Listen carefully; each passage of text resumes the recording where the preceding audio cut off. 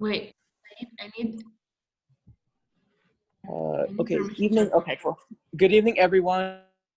My name is Saeed Ahmed, and I serve as president of the Pre-Law Transfer Society, UCLA, premier organization on campus committed to the development. We are very honored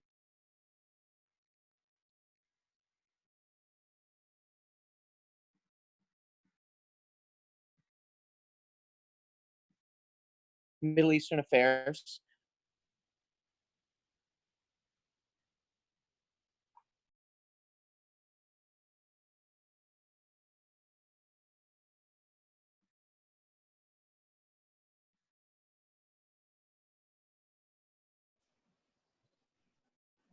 Sina, are you there? Yeah, sorry, my internet cut out for a second. I am back. No problem. Sina is in the desert, so forgive him. Okay, it was for a second. Okay. Yes, thank you so much, Dr. Radd, for joining us today. This is, like Said was probably saying, the first time that ISG and PLTS is collabing together for an event, combination of pre-law and just talking generally about policy and issues that also affect Iranian as well as the Middle Eastern community. So thank you so much for joining us today. Happy to be here. Thank you for having me. Arya, would you like to go first, or should I? You can go ahead, Sina. I'll follow up on you. Okay.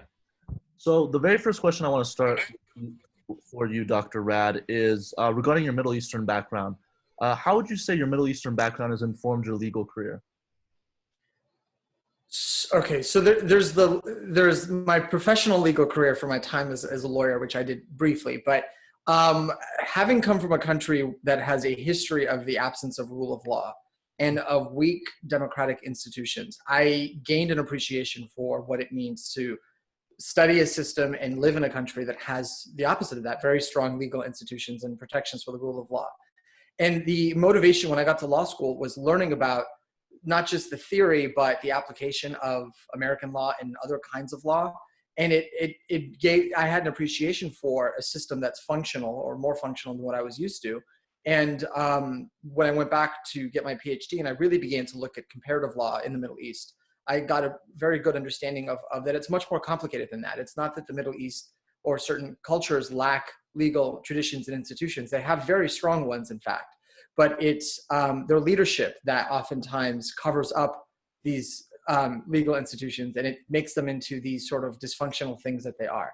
So I'm able to see all of this from a big picture point of view because I have this legal background. And it was very motivating and encouraging when I got to law school to be able to say, hey, you know, the law, it means so many different things and it has so many different applications. So I was so into learning it that I actually loved the theory and the history as much as I loved the practice, if that makes sense. Thank you so much. Perfect. And then follow-up question on that, Professor Radd, would be, how has law school helped shape your career? And is there anything in particular that you're proud of as far as the group of accomplishments go within law school or after law school? So that's a good question. I get asked that question a lot. Oftentimes students will go into law school as they go through undergrad. They have a singular vision that the idea is to finish, take the classes that you need that fit whatever type of law you think you're going to do. What I tell everyone that I can is you might have a thought about, an opinion about what kind of law you want to do. I came in thinking I wanted to do some kind of corporate law, for example. What you learn when you go through law school, they make you take the required courses, your first year, your second year, you get more options the second semester of your second year. And then third year is a lot of electives. And if you are open to trying different aspects of the law, you'll realize that it is very broad. You'll find a niche that probably speaks to you better, that plays to your skills better. So in my case, tax law, never thought I'd have an interest in it. I took a class on federal income taxation or federal tax law. And it was one of the most interesting classes I took my entire 3 years. And it opened up the possibility of doing tax law. I ended up not doing it for different reasons, but the idea is that abandon or let go of any rigid assumptions about what you think the law is and what you want to do. The more open you are, the more you will find a legal path that makes you happy. If you don't, if you go in thinking, I only want to do corporate work, I only want to do transactional, I only want to do litigation or, you know, real estate or entertainment, then you are really you were really robbing yourself of the opportunity to find something that might speak to you in a more meaningful way, and you just simply don't know what that is yet. So that to me was something that I took away from my experience. For the second question, I want to ask you, how has your legal career or your legal education shaped the way you teach or approach teaching? Law school, especially law schools that have smaller class sizes like Stanford does, they rely very much on the Socratic method of teaching. I know it's something that people talk about a lot. And the way that the professors will interact with the students, it's much more interactive. The good faculty won't get up there and lecture. They'll really, with their students, walk them through together, understanding a legal concept or a case or a theory or some federal code. And that interplay between faculty and student, the fact that learning is done together and it's not done with the professor just speaking at the student, that I found was very effective. It resonated with me. I found it a great way to learn rather than being lectured to. And I took it into my own teaching practice when I got into it, and how I wanted to teach and how I wanted to mentor was that basically it is a dual relationship. It's not just the faculty just lecturing to the student, but it has to be a collaborative process where they're learning it together. And that makes it for a much more meaningful experience. To follow up on that, what would be one thing that you think, what was it that got you, I know you kind of briefly touched on this, but what was it that got you interested in law and public policy? And when did you come to realize that? And is this something you were always wanting to sort of pursue, or? Yeah, no, that's absolutely. What got me into is being a political refugee, being somebody who, I was very young when the revolution happened, but at a very young age, my entire life was turned upside down, and that of my family. And I spent probably many years of my childhood, the first 15 years, to different degrees as I was able to, wondering what was it that compelled, a country that was so functional for quite a while to be in this position that resulted in this mass exodus of people, that resulted in this upheaval. And it had aftershocks throughout the Middle East and throughout other parts of the world. To make a long story short, it was trauma. I endured trauma. I needed to understand why. What were the forces that brought that to happen? Could they happen again? What would it look like? Would I recognize it? Could I do anything about it? And part of my own catharsis, my own sort of self-therapy, was to understand the law and so never again be caught flat-footed. If something is happening in the country that you live or a country that you care about, to understand exactly what is government allowed to do, what are the rights that the people have, and how did everything get to where it was. I was determined to understand that. And that was my initial inspiration for, as young as I can remember, wanting to heal from that trauma and to understand, and to maybe someday be able to teach about it or write about it or explain it, or even fix it if it's broken. What is your advice to young Iranians who wish to make a difference in their community and advocate for Iranian rights, especially in a time of ever-growing hostilities and the pretty crazy climate that we have going on right now? The best advice I can give, the most impact you can have is to remain curious. Oftentimes, and not just in Iranian American communities, but in many other immigrant communities and non-immigrant communities in the United States, when students graduate from college, they lose their curiosity. Part of it goes away. In other words, and what I mean by that is constantly ask questions, be fascinated, be interested, try to learn about the things you don't know anything about. If it's someone else's career path or some other culture or some other legal system or anything, when you're contained in your bubble and you think everything that you need to be happy and healthy is located within a 5-mile radius of where you live, when you lose that curiosity, you become disconnected. And when you're disconnected, it's almost impossible to have any impact as a global citizen. So to make an impact, whatever your cause is, whatever belief that you want to advocate on behalf of, it is very important that you maintain your curiosity, because without it, you won't have the passion that you need to make a difference. Thank you. So read the news. Read news in different areas. I don't care if it's culture, if it's art, if it's entertainment. Maintain that curiosity. Don't think you know everything there is to know and you're fine, because there's a lot. Thank you so much for that. Mm-hmm. Professor Radd, what kind of advice do you have for students who are interested in going into politics? And if maybe a follow-up question on that would be, how much of a role does going to law school have for getting into politics? So I'll answer that. Okay, so the first question, how to prepare for that. The best way to prepare is to become educated on the issues that matter to you. If it's a cause, if it's a movement, if it's a candidate, if it's an initiative, a ballot proposal, you name it, find a cause or a passion that means something to you. And as much as you can, educate yourself about it, surround yourself with people who share the same passion that you do, and finding good mentors is incredibly helpful, because not only will they help educate you, but they'll also guide you on how to become involved yourself. Without it, it's very hard to do this alone and isolated. So I would strongly suggest that becoming educated and informed, and then surrounding yourself with the right people. And university campuses are a great place for that. Be it faculty, be it people that head organizations, they are all, it's a network, and getting to know that network and using them as mentors and guides will help you for that. As far as, I think the second question was in connection to law school and politics. Can you ask it again, what kind please? of role does, if any, does law school have in being able to sort of enter into politics? There's this misconception that going to law school helps you think like a lawyer or maybe think like a politician. There is a correlation that a lot of politicians have legal backgrounds, but that doesn't necessarily imply anything. There are many that don't.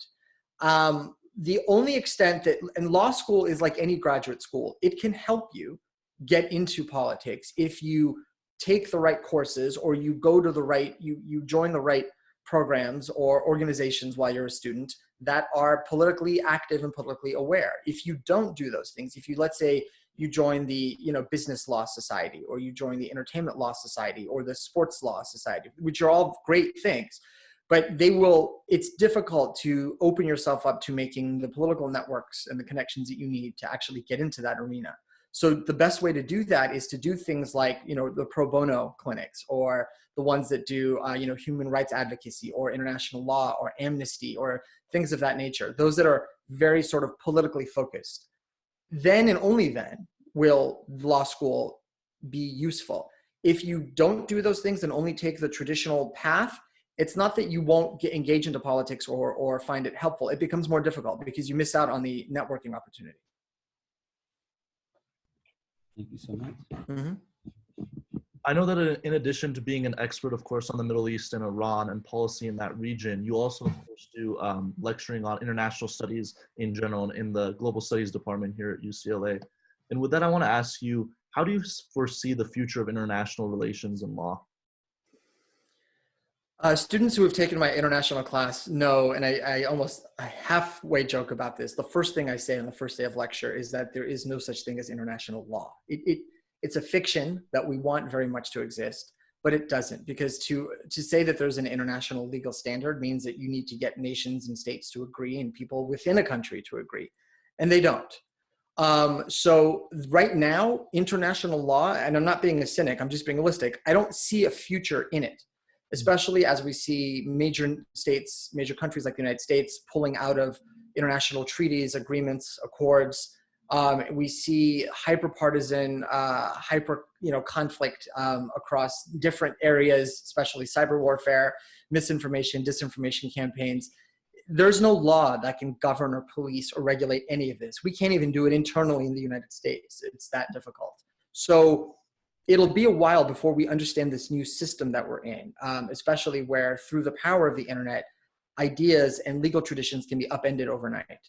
And until we get to that place, until there's a stability. So I very much believe the world is like nature. It operates in an equilibrium, I should say, the political world. And nature will inevitably find a balance. So what happens is that you'll have one extreme and then the other extreme. And at some point, parity, some kind of equilibrium is reached. Right now, where international law is concerned, we're at different ends of the pendulum swing. And I think once it stabilizes, once we see which nations are committed to a unified understanding of what the truth is. I'm teaching a class now on propaganda. And part of what I ask my students to consider is, this idea that there is no truth anymore. We're in a post-truth society. We can't even agree on what's a fact. And if you can't agree on what's a fact, then the law is not going to help you, because the law relies on a common understanding of facts. And if there's no common understanding of facts, then no legal precedent is going to help push an issue forward. It's not going to give you intellectual property protection. It's not going to give you human rights or civil rights protection. And so we need to first, as a society, stabilize and understand, okay, we all accept these things to be true, these things to be false. We're not there yet. So until we're there, I don't see a healthy prognosis for the advancement of international law right now, but I'm well aware that that can change.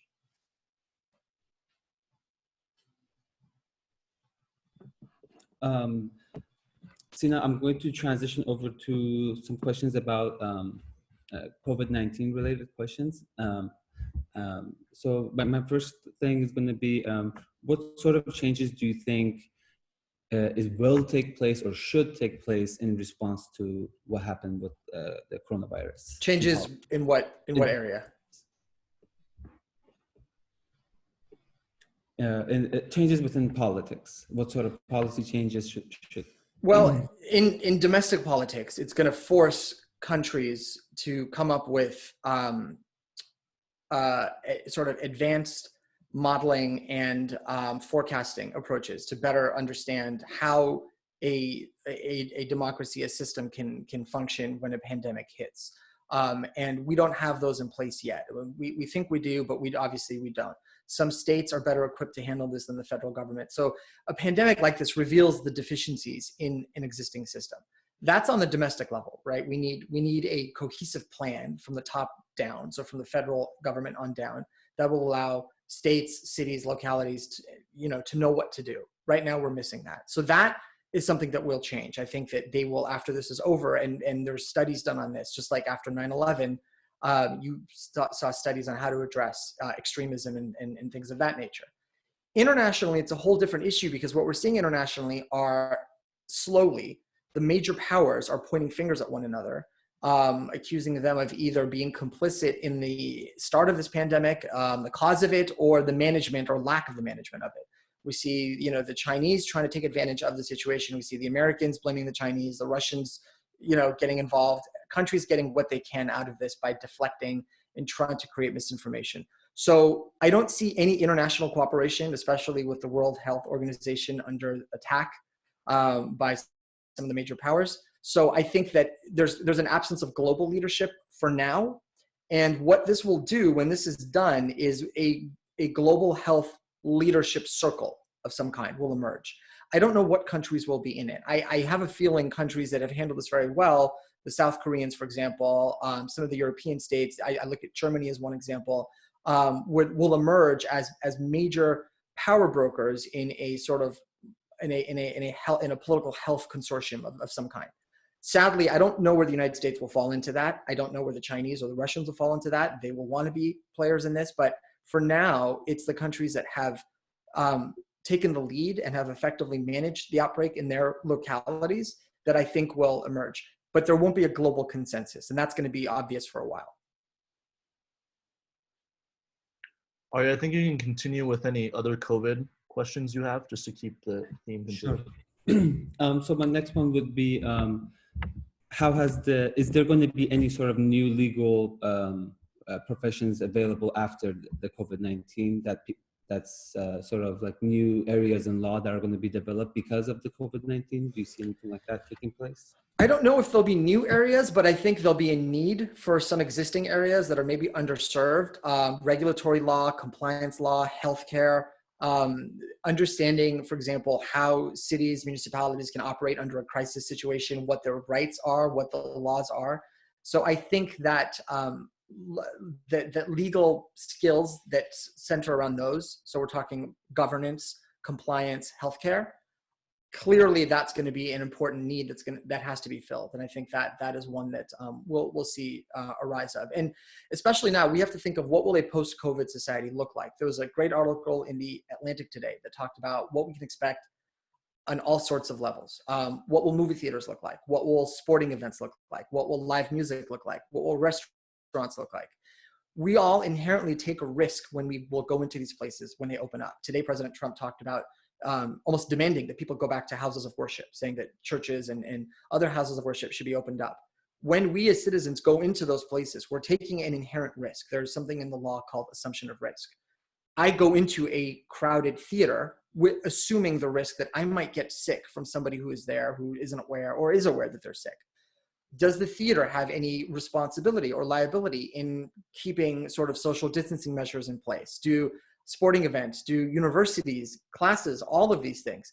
These are questions we don't know yet. And this is why you're seeing this hesitation, this slow phase rollout of reopening, because we need to figure out and first of all, in order to do that, we have to know the science. We have to really understand how the virus is spread, to what extent it's airborne, and we're now finding it doesn't spread as easily on surfaces as we thought it did, but actually airborne is how it's more common.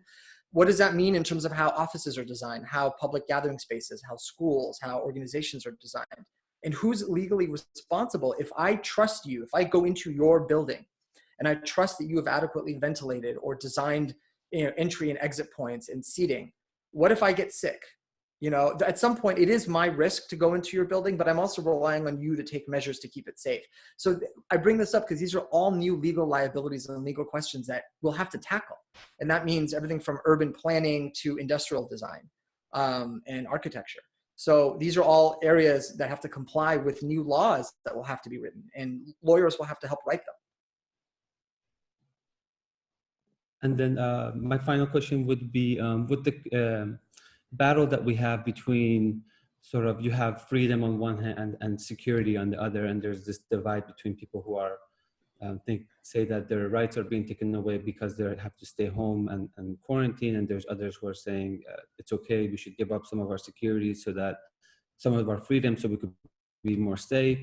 Do you think there's a way for us to find common ground anytime soon? And that if there is, what would that look like? In a word, no, I don't. And the reason I don't see that is because, so what polling has shown is that those divisions along, self-quarantine or self-isolation restrictions, whether to wear a mask, things of that nature, they are consistent across ideological fault lines that have existed before this outbreak, going back to the 2016 election.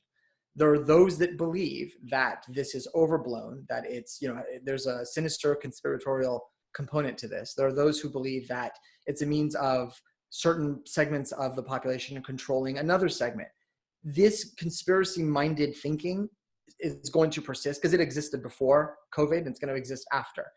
Until people are educated, and I use that loosely because some people assume they have all the education they want and they don't want any more education, or they don't trust the education that someone might give them.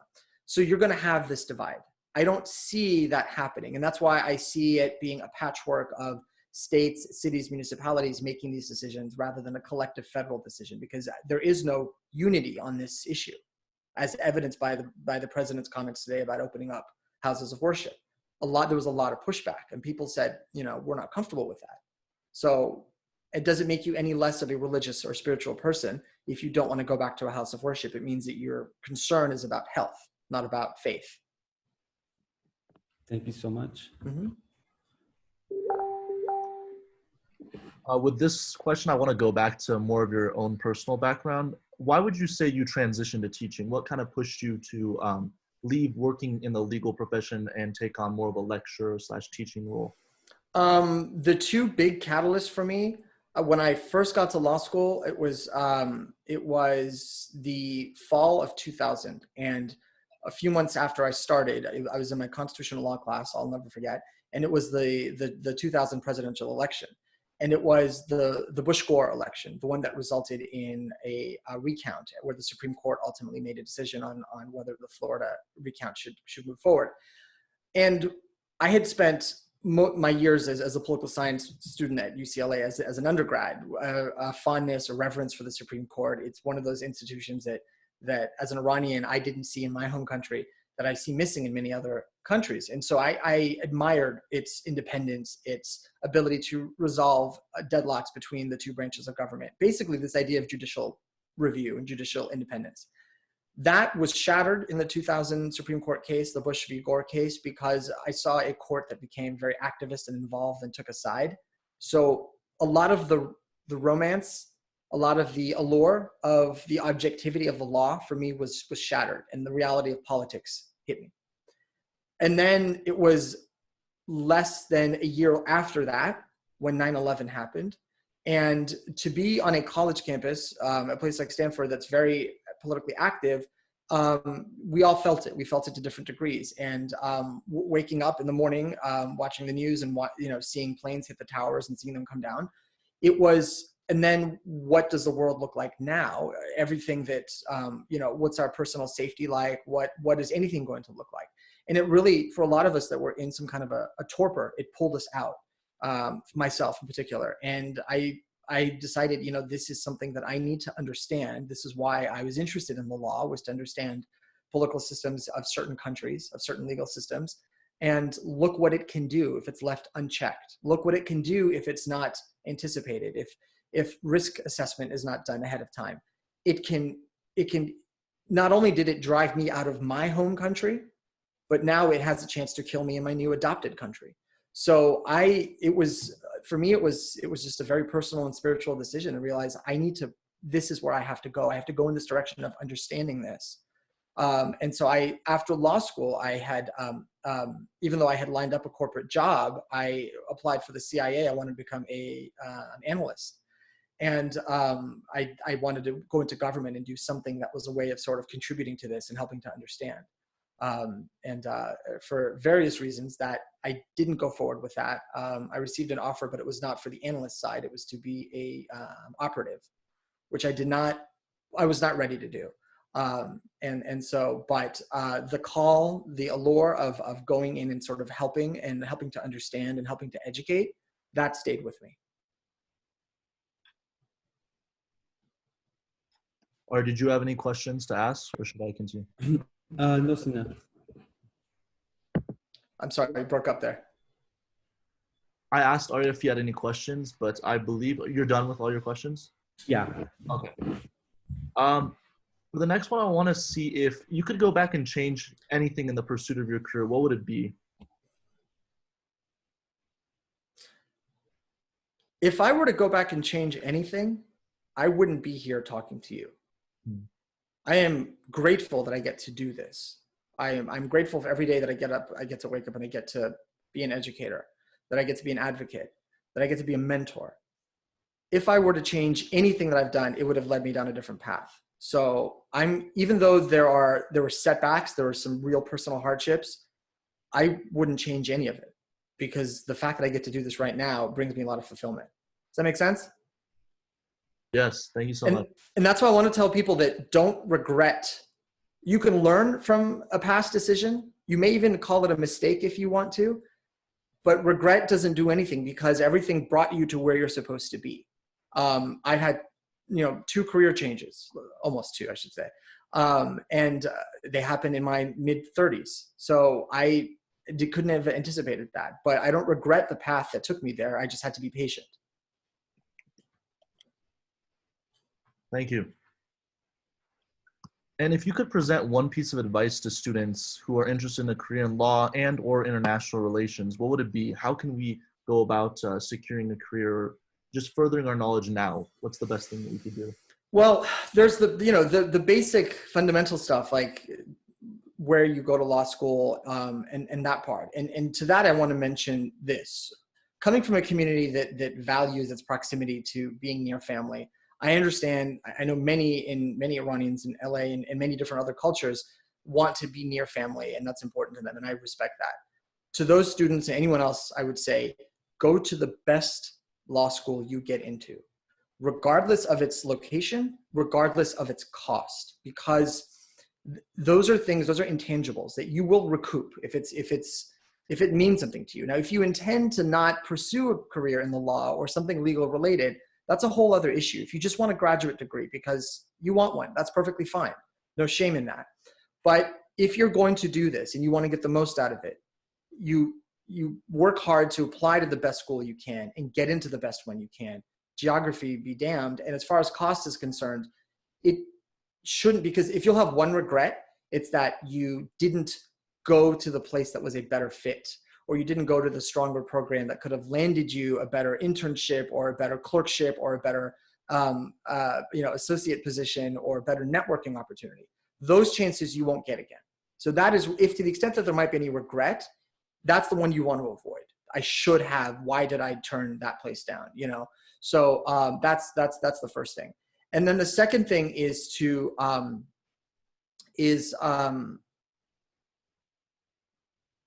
I think I'm going to leave it with that, because I think that's a big one. I really do think it's a big one. I think that I'm going to say this. The reasons that you want to go into the law, make sure you understand them. If you can't, I tell my students who ask for a letter of rec, one of the first things I'll ask them is, tell me why you want to go to law school. And I have to be honest, most of the time it's because, they'll see something like, well, I have a poli-sci degree or a history degree or communications, and, what else am I going to do? Or I'm kind of interested in this. And I said, that's not enough. Why do you want to go? What is it? Do you have any idea what the practice of law is like? Do you have any idea what law school is like?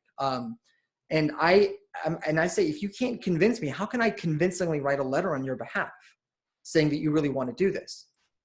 And most students don't know really why they want to go. It's just sort of an automatic reflexive, I'm done with undergrad. What else am I going to do? I need to continue this path. And that's what they do. I want to shift that. I want to make them really think about, why do you want to go? Are you aware of the commitment and yes, the cost and a whole host of things? And if you are, and you still want to do it, fantastic. I will absolutely write you a letter and support you in any way that I can. But make sure you understand what those reasons are, and don't do it because you feel pressured externally, internally. Do it for the right reason. Thank you. Mm-hmm. Just one last question that we have here on the ISG side. What can we do as Iranians living outside of Iran to help in forming solidarity in any possible way, given the current political climate between the two nations, especially, with the recent months in 2020, with escalations that happened after the Soleimani assassination and just various things that seem to have kind of, instead of going towards a détente, the hostilities have escalated. What can we do? It seems like there is not much that we can do. We often feel, I think, powerless given our situation. But is there anything that we can do, any little steps we take or actions that would help the situation in any sort of way? It would be run for office, whatever the office is, a position of leadership. And if you don't want to or can't for whatever reason, support somebody who is either informed about issues pertaining to U.S.-Iranian relations, or somebody who's willing to be educated on them. In other words, political advocacy in a democratic representative system only happens when those representatives enact decisions that we want them to do. So you have to educate your member of Congress, which in the LA area, it's not something that's needed because the representatives here tend to be very familiar with the issues. But it also means that on local, city council, on other positions, political positions, on other think tank organizations, those that are in a position to influence and to educate others, they have to be your advocates also. And that means that you lobby on their behalf. It means that you protest on their behalf, and it means you educate them as well. And if not, run for that position. Take positions of leadership within the community, within locally and as broadly as you can. It's to just do it behind Twitter or social media, to show up in front of the federal building every now and then, to post something on Instagram is not going to affect that kind of change. Lasting change only happens in the halls of government, and it happens in academic institutions, and it happens in think tanks and media entities. So that's where the change has to happen. So join that fight is kind of what I'm saying, rather than be a spectator. Thank you so much. Mm-hmm. Thank you so much. Thank you. Go ahead, Arya. Sorry. Go ahead, Said. Arya, do you have any more questions? I don't know. I was going to say, if anyone, any of the people watching, if you have any questions for Professor Radd, this would be a good time to type it into the chat. Yeah, so guys, we still have 20 more minutes, so please feel free to ask any questions you have. Mm-hmm. Professor Radd, would you like us to read the questions in the chat, or do you want to? You can go ahead and, I think you go ahead and read them. That way everyone can hear the question being asked. Yeah. So the first question is going to be, you talked about how there isn't a truly international law. So do you know if there is a way for someone who gets their JD in America to be involved in human rights in other countries, especially those who have human rights issues? Absolutely. And one way to do it is to become involved in NGOs, non-governmental organizations, international legal aid organizations. There are a lot of them. Many operate through the UN, others operate, they're funded independently by donors, philanthropists, people that believe in the cause. So basically to become a legal advocate on their behalf. I have a good friend of mine who is a managing partner of a major law firm in LA. He volunteers maybe about a third of his time going to Laredo, Texas, where he represents migrants that are detained, who don't speak English, who have crossed the border from either Mexico or other parts of Central or Latin America, and who essentially aren't aware of their rights and what protection they have. That is how he's using his law firm as managing partner. He can do this, but he also brings other associates, and a third of the time, or maybe a quarter of the time, is spent advocating on behalf of those who are voiceless and powerless. So absolutely, the absence of an international law that protects migrants and refugees doesn't mean that there aren't things that could be done to help them. And that is becoming an advocate on their behalf in local courts, local jurisdictions. So I think that would be a great way to be able to help advance the cause of international law, even where international law doesn't always exist. The next question that we have is someone here is asking, any tips for the students preparing for the LSAT after graduation? What I can recommend, and I say this, is if you can take any time off between graduating and starting law school, do it. There is no benefit, zero, to rushing through and going straight. Most of the good law schools, the top 5 law schools, in my law school, the average age was 27. I was 23 when I started. I was young and I felt it. People had lived more, they had experienced more. Some already had other graduate degrees. They had started businesses. They had done amazing things. And I had to catch up and learn quickly. And I still didn't. I still felt inadequate. So I tell people, if you really want to get the most out of this, being the mature applicant, the law schools like it better, and you will just have an easier time managing everything that comes with it. So I would absolutely say, if you can take time off, do it. Another question we have is, do you have any tips or info on doing a joint degree program for JD and PhD? The only tip or question, I would say, why people have asked me in the past, especially about JD MBA. And my question is, what exactly is the purpose of the joint degree? If your goal is to go into academia, you don't need both. The PhD is more than sufficient. If you want to teach at a law school, the JD becomes, helpful as well. A PhD allows you to do it. So, what's the purpose? Is there a specific job opportunity or niche that you want to go into that you find has a strong correlation of JD PhDs? If so, that's one thing. But if you're not finding that, adding that additional degree just to sort of bolster your resume doesn't necessarily do that. I've seen that firsthand in my own experience, that places I thought would value me having both degrees, it turns out not necessarily. They might value other things. Somebody who's pursued only one degree but spent a lot more time in that one degree, or has more research publications, for example, rather than pursuing a second degree. So, and then there are other places that do value both. So I say, find out what the reason is that you want to do that before you do it, and talk to people who have done it and say, was it worth it? Did it get you what you wanted? Did it benefit you? Ruth asks, for students who have taken your class before, how can we incorporate the projects we've done in the simulations in our resumes? That is a good question. I would encourage, so those students know who they are. I have some suggestions on that, and they can reach out to me and I can have a conversation with them. It's something that's specific to that experience that I don't want to take up everyone's time here to go into, but please, for those students, there are absolute ways that I've already come up with that this can be shared on a resume or a future employment experience. I'm happy to talk them through. All right. The next question is, in light of the current proxy war between Iran and Saudi Arabia, what do you foresee in terms of relations between these countries and how it contributes to the world dynamic?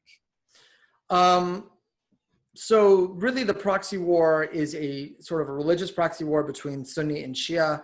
I think that it's going to be at a stalemate. I don't really see it moving anywhere until there is leadership change, probably in Iran before it happens in Saudi Arabia. Saudi Arabia has a much more homogenous population.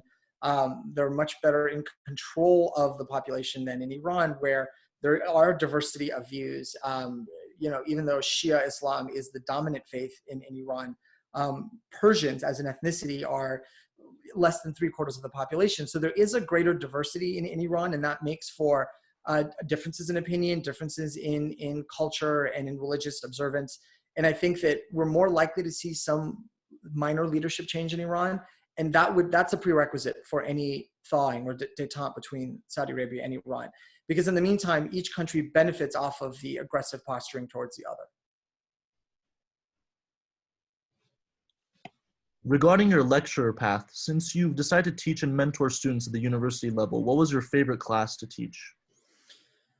I started doing simulation-based courses a few years ago, and I love them because they are a great way to basically give students real-world skills. So it takes them out of just studying a theory or a case or history and application, but actually experiencing it, doing it in real time. I learn a lot, they learn a lot, and those courses have been an absolute pleasure to do.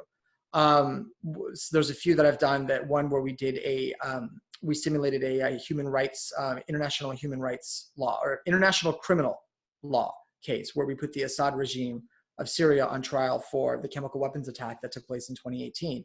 That was an amazing experience because I had students representing prosecution, defense, representing the regime, representing witnesses, experts, the United Nations. And in 6 weeks of the simulation, they all became mini experts in their areas. And what I saw blew me away.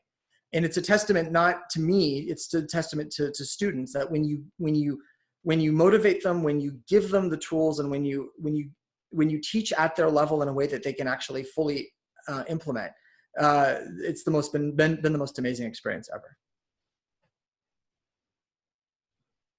All right.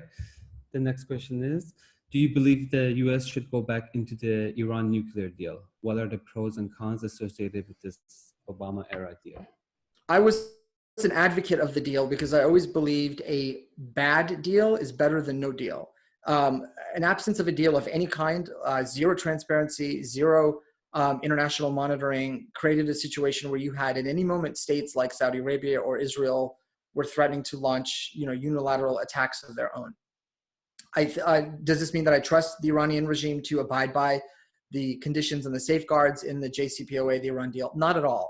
But trust is something that has to be earned, and it's incremental. And I believe that is a step that could have been improved upon. So and I wrote an article about this a few years ago when I was advocating on behalf of it. And it was take a bad deal and make it better, rather than abandoning or not doing any deal at all. Because in which case, then where are you? You're not even having dialogue. And when there's no dialogue, there's activity happening in secrecy, and that is very destabilizing. Do you have any information about the military JAG or JAG program? I do not. I've only heard amazing things about it, but I don't know anything about it. All right, thank you. And then another question is, do you have any thoughts on the International Criminal Court in terms of its ability to provide jobs that fight crimes against humanities, genocide, war crimes, and etc.? Yeah, that's a good question, Alexei. I think I appreciate that question. And do I have any thoughts on the ICC? I think the ICC is only as effective as the member states that compromise it, that make up its, that fill its benches, that fill its seats. Countries have to be committed to a international standard of human rights, and they have to be willing to subject themselves to being scrutinized, to being prosecuted, having to defend if they have to. And countries can right now, basically, they can decide to not join the ICC. They can decide to abide by certain parts and not others. It's this piecemeal approach makes it difficult for it to gain any traction. I don't think that it's ineffective in the broader sense. I think there are parts of the world where, genocide and human rights abuses are rampant, Middle East, Sub-Saharan Africa, to name a few places. And I think that in those places, the ICC and other bodies of the International Criminal Court and the UN play a very important role, because there's no other justice that's being brought aside from what these institutions are doing. As far as justice when applied to the greater powers, the larger states, no, we're still a ways off from something like that. So any crimes, let's say, that Russia commits, China commits, the United States commits, we're nowhere near accountability for that on an international level. You mentioned that you feel it's important to be a mature applicant. Did you have any specific experiences that made you a mature applicant at a young age, or what would you recommend to make ourselves mature applicants? Talish, that's a great question. I see that. It's what makes you mature is very simply life experience. I know that sounds very simple to say, but I grew up a lot in 2000, 2001 as a result of living through the Bush-Gore election, but more so after 9/11. No amount of, there's no way I could have predicted that. So that's the point is as you live, as more time passes, you experience things that are unpredictable, unforeseen. The COVID experience we're all having right now, this pandemic, self-imposed shutdown, is a trauma on all of us. You all will live through this. You all have matured more than you realize. And this will be generational. This will stay with you. It'll be passed down in different ways to your children. And this is making you a more mature global citizen. What you do with this experience, whether you wither and sort of shut down, whether you see it as a time of renewal and growth, or you want to do something when everything opens up, that remains to be seen. But this is exactly what I mean. If somebody were, let's say, starting law school in 2019, the fall of 2019, having not experienced COVID, whereas somebody goes in 2020, 2021, it's a very different person going in. Their personal statements will look different. Their performance in class will look different. Their experience of the world, when you start learning about certain laws, about civil liberties, about a whole host of things, you now have this trauma that you've experienced, and that has made you more mature. How to predict those traumas, it's impossible. We can't do that. But the only thing I can say is the more that you live life before you go to this next phase, the greater likelihood you'll experience things that will make you a more mature candidate. So aging, nothing makes you more mature than aging, but it's a bizarre way to phrase it.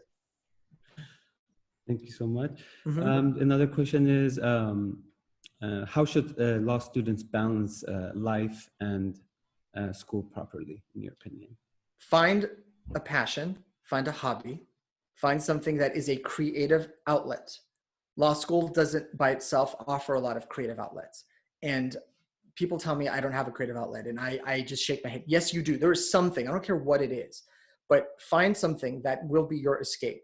And whether it's spiritual, whether it's physical, whether it's cultural, whatever it is, have that outlet so that when you aren't having to do homework or assignments for law school, you have this other thing that you're doing that feeds you. Because there will be many days, months, weeks where law school will drain you. And you need that balance. You need to know what that is going in. And that's where the maturity comes in also. Finding out what is it that I like to do if I were to be left alone with no responsibility. For me, it's music. So that's my creative outlet. It's how I balance all the stressors that I have to face. So find out what that is for you.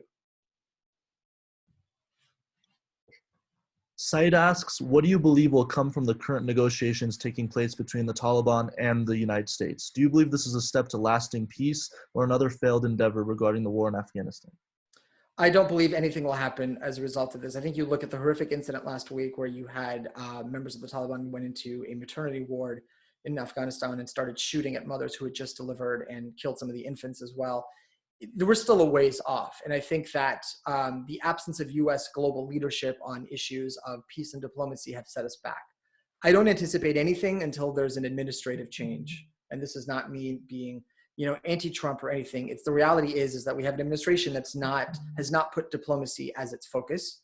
So given that, I don't expect any lasting change. We'll have to wait until the next administration for that. Thank you. Mm-hmm. All right. Another question would be, do you have any inside scoop into how fall quarter will look like as a UCLA student, as a UCLA faculty member? Is there any insight into how they would look as far as the classes that are bigger, like 200 to 300 students? So there's still, the administration is still having discussions about this. They're waiting for some guidance. what is happening, my anticipation based on what little they've told us or what little they've discussed with each other is that it's going to be a hybrid learning approach in the fall. Some classes will be held, the ones that need to be, the ones that laboratory focused, but everything's going to be staggered for the most part. And I don't think you're going to see the large lecture style classes, honestly, for a while. I think we might even go the entire school year, 2020, 2021, before we see a return to that, because it's not until, at least for this virus, there is a serum, a vaccine that would, make students feel safe. Absent that, I don't see those large classes happening. And the Atlantic article I referenced talks about this idea that we have to reimagine how we do these things. Even if you do have a large class, are you going to have everyone coming in and out of the same door, for example, coming in physical contact with each other? What's it going to be like? These seats are so close together. Everything that we've designed in terms of how we teach doesn't fit into this sort of pandemic model. And it's also in general not an effective way. Having students sit at fixed height desks that really don't, that aren't comfortable, and all of this cramming them together is in and of itself a bad way to teach. What this pandemic has done is it's forcing us to reevaluate how we would redesign these things. So I think you're going to see some of that. But these projects take a long time to implement. So until that happens, the universities will have to take a staggered approach. And that, I think, means hybrid, what they're calling hybrid learning. Most classes will be online. There'll be some in-person, in-class lectures. They'll be small. There'll be ones that require more sort of, laboratory focus, or things that require more in-person. But traditionally the classes that I've been teaching or affiliated with, I think those will be hybrid, if not almost entirely online. How does the campus on Stanford Law look like? Could you tell us any highlights from your time there? It's been redone drastically since I was there. They got several big donations, one from this gentleman, last name is Newcomb, who is the former general counsel of Microsoft. He went there, and then he was a big benefactor to the university, to the law school, and he built out this entire new wing. It's if anyone's visited that campus, and if not, I just to appreciate, it is a very beautiful campus. UCLA is a beautiful campus, and I thought that was something until I went there. And it's stunning because they have a vast amount of land and the support and the resources. It is a private school, so it's just a different ballgame. The law school now is very, very student focused and student friendly. From everything, the way the classes are designed, to amenities, to resources available. It's really impressive what they've done.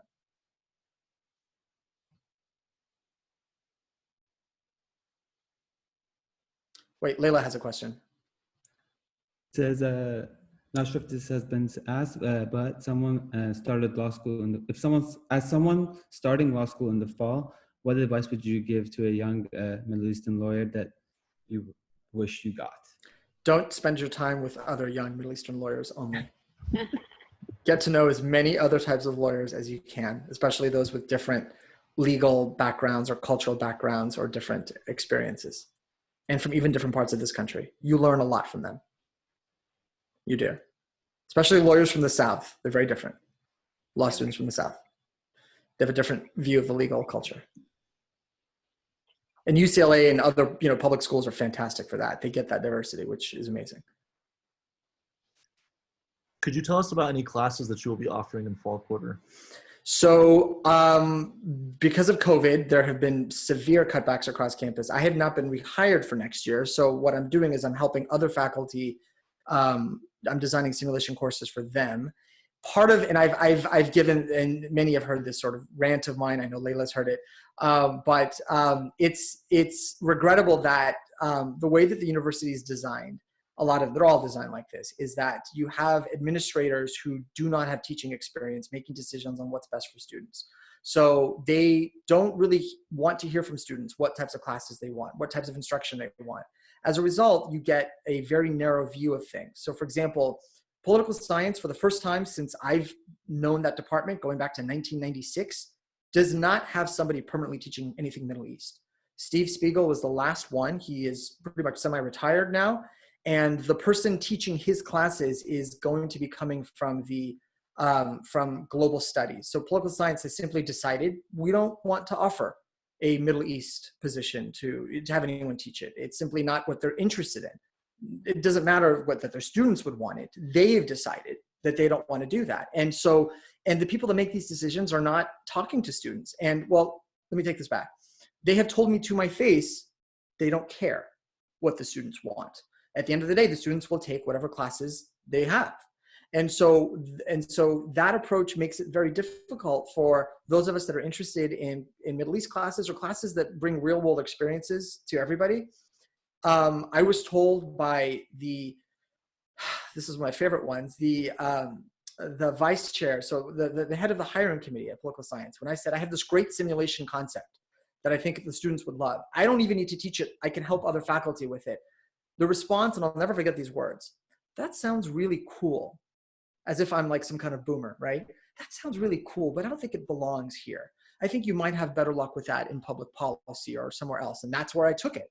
So you have these very ingrained attitudes, and you all pay a lot of money to go to college. And many students I ask when they're at the end of their time at UCLA, what was it like? They answer, it was okay. There's some classes I like, but overall, whatever. I need to get the degree to move on to the next step.